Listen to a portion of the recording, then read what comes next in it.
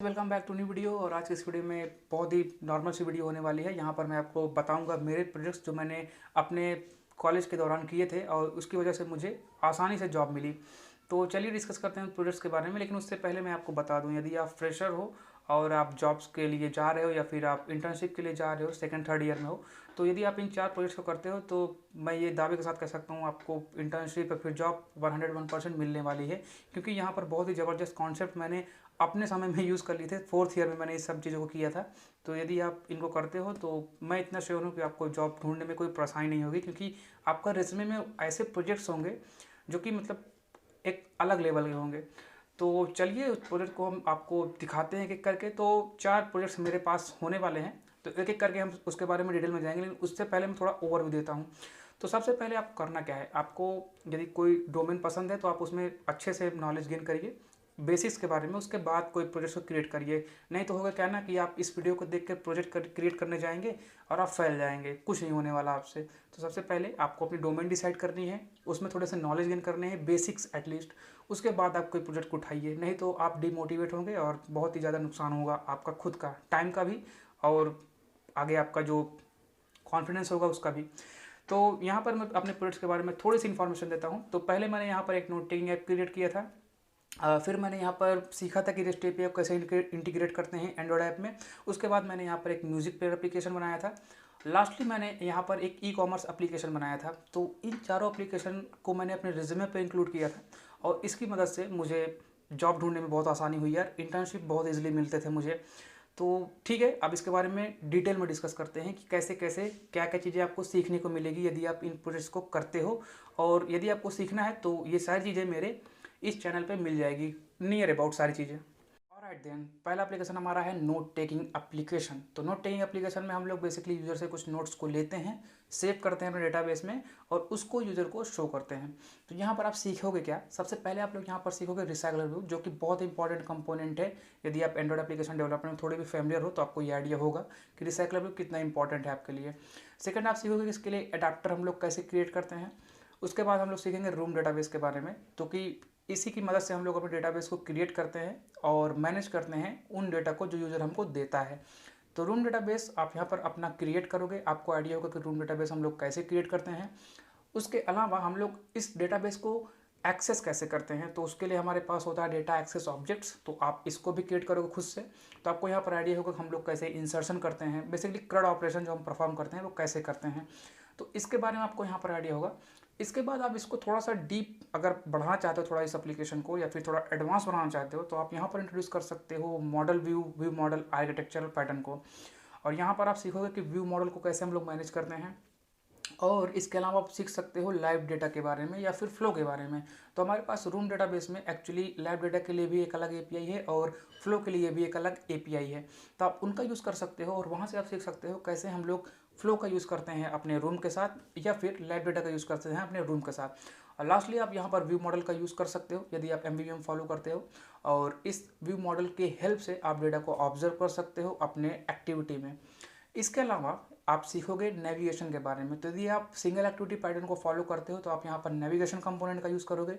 यदि आप नहीं फॉलो करते हो तो आप यहाँ से एक्टिविटी का यूज़ करोगे।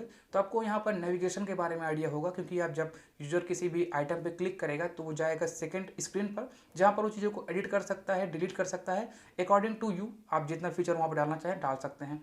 इसके अलावा आप इस एप्लीकेशन को यदि थोड़ा सा और एक्सटेंड करें तो हम लोग यहाँ पर वॉइस इनपुट लगा सकते हैं। यूज़र अपने वॉइस के थ्रू इनपुट दे सकता है।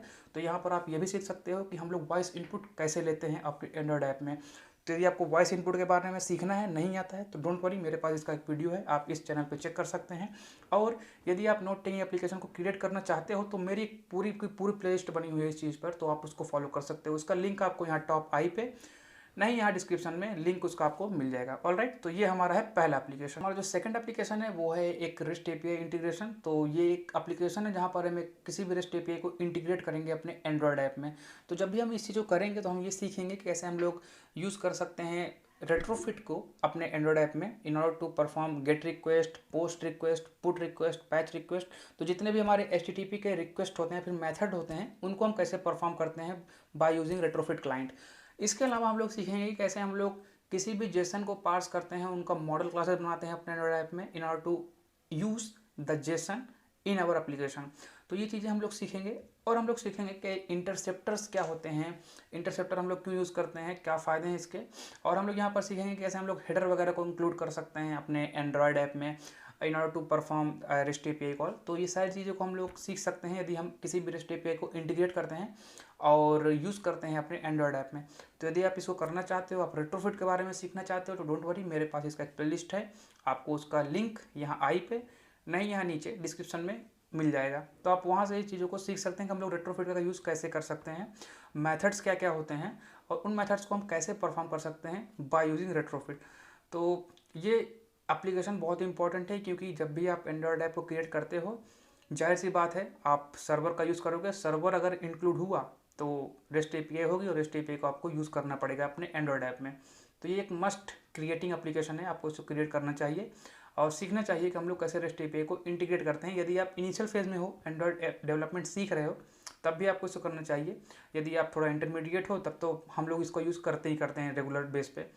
तो ये हमारा है सेकंड एप्लीकेशन। जो तीसरा एप्लीकेशन है वो है एक म्यूजिक प्लेयर एप्लीकेशन। तो ऑफलाइन म्यूजिक प्लेयर एप्लीकेशन होगा और यहाँ पर हम लोग सीखेंगे सर्विसेज के बारे में। तो जब भी आपने म्यूजिक प्लेयर एप्लीकेशन को रन किया हो तो आप ये नोटिस किए होंगे कि यदि हम अपने ऐप को बैकग्राउंड पर रखते हैं तब भी हमारा जो म्यूज़िक है वो कंटिन्यूसली प्ले होता है। तो इस चीज़ को करने के लिए हम लोग यूज़ करते हैं सर्विसेज का। आप अगर आप इस एप्लीकेशन को क्रिएट करते हो तो आपको जानने को मिलेगा सर्विसेज के बारे में, कितने तरह के सर्विसेज होते हैं, फॉरग्राउंड सर्विस क्या है, बैकग्राउंड सर्विस क्या है, कैसे हम लोग उसका यूज़ कर सकते हैं, नोटिफिकेशन क्या होती है, क्योंकि म्यूजिक प्लेयर एप्लीकेशन हमेशा एक नोटिफिकेशन भी डालता है जो आपको ये बताता है कि आपका सॉन्ग कौन सा सॉन्ग प्ले हो रहा है और कितना उसका प्रोग्रेस हो चुका है। तो इन सारी चीज़ों को आप एक साथ टैकल करोगे यदि आप म्यूजिक प्लेयर एप्लीकेशन को क्रिएट करते हो। सेकंड थिंग, आपको यहाँ पर सीखने को मिलेगा content provider and content resolver के बारे में। तो इसका यूज़ करके हम लोग बेसिकली जो हमारे ऑफलाइन म्यूजिक ट्रैक्स होते हैं उनको फेच करते हैं किसी दूसरे एप्लीकेशन से। तो ये एक मेथड है, एक सिक्योर मेथड है जिसकी हेल्प से हम लोग किसी भी सेकंड ऐप से डेटा को ले सकते हैं। तो आपको इसके बारे में सीखने को मिलेगा और आपको ये सीखने को मिलेगा कैसे हम लोग सर्विसेज को हैंडल करते हैं, बाउंड सर्विस क्या है, स्टार्टर सर्विस क्या है। तो बहुत सारी चीज़ें मतलब आपको यहाँ पर सीखने को मिलेगी। और यदि आप इस एप्लीकेशन को क्रिएट करते हो तो आपको एक बहुत ही ज़्यादा जो हमारे कंपोनेंट हैं, एंड्रॉयड कंपोनेंट 4 ही होते हैं, बेसिकली 4 होते हैं मेनली। उसमें आपको जो तीसरा कंपोनेंट है सर्विस, उसके बारे में आपको एक बहुत ही अच्छी नॉलेज मिलने वाली है। ये एप्लीकेशन बहुत ही ज़्यादा इंपॉर्टेंट एप्लीकेशन है उन लोगों के लिए जो एंड्रॉयड एप्लीकेशन डेवलपमेंट को सीख रहे हैं, क्योंकि यदि वो इन चीज़ों को क्रिएट करते हैं और इसको अपने रेज्यूमे पर इंक्लूड करते हैं तो उसका इफेक्ट बहुत ही ज़्यादा पड़ता है किसी भी रिक्रूटर के ऊपर।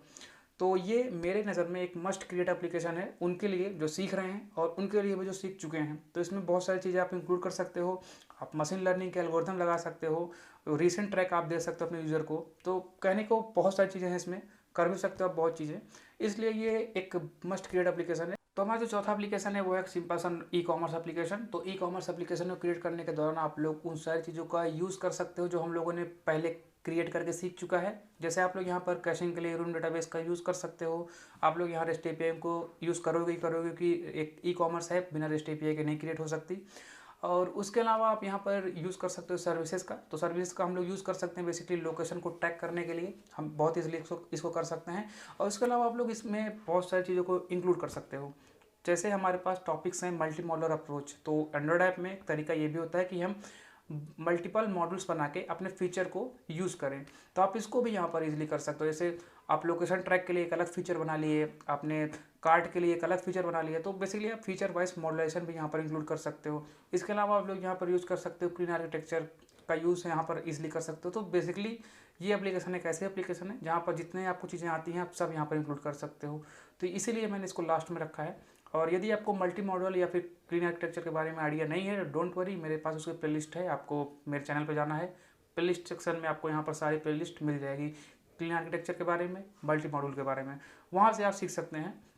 सारी प्लेलिस्ट आपको हिंदी में मिलेंगी। सो यदि आपको लैंग्वेज का भी बैरियर है तो डोंट वरी, हिंदी में रहेंगी, आप सीख सकते हो इसलिए। तो ये 4 वो एप्लीकेशन है जो आपको क्रिएट करने चाहिए। यदि आप इन चारों एप्लीकेशन को क्रिएट करते हो तो आपको एक बहुत ही अच्छी नॉलेज होगी एंड्रॉयड एप्लीकेशन डेवलपमेंट के बारे में।